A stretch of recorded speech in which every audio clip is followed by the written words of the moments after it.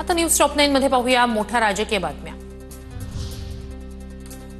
दम द्यायचं बंद करा आणि व्हिडिओ पेन ड्राईव्ह बाहेर काढा। कोणाला हनी ट्रॅपची काय माहिती आहे बाहेर येऊ द्या। हनी ट्रॅपवरून होणाऱ्या टीकांवरून अजित पवारांचं विरोधकांना आव्हान। सरकारचे संकट मोचक हनी ट्रॅपमध्ये अडकलेत। आमचे तरुण 4 खासदारही अडकवले, संजय राऊतांची टीका।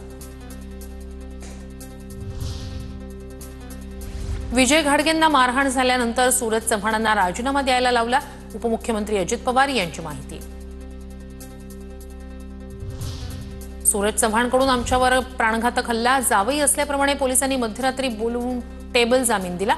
शरण आल्याचा केवळ बनाव होता, आमचा काय गुन्हा? विजय घाडगे अजित पवारांनाच विचारणार जाब।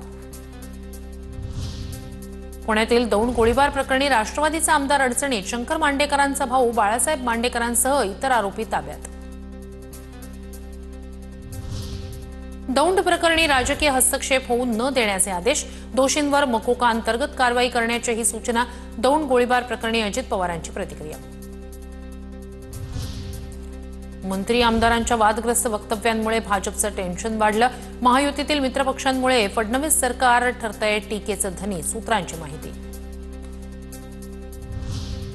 प्रफुल्ल लोढाचा खडसेंना गुलाब देतानाचा फोटो महाजनांकडून फेसबुकवर पोस्ट। ये रिश्ता क्या कहलाता है? तुमचं हे षडयंत्र जनतेसमोर उघड होत आहे, गिरीश महाजनांची टीका। तर तो फोटो कोरोना काळातला खडसेंचं स्पष्टीकरण। मनोज जरांगेंमध्ये काही दम राहिला नाही हे मराठा समाजाला समजलंय, त्यामुळे जरांगेंच्या आंदोलनाला जराही किंमत देत नाही। छगन भुजबळांची मनोज जरांगेंवर बोचरी टीका।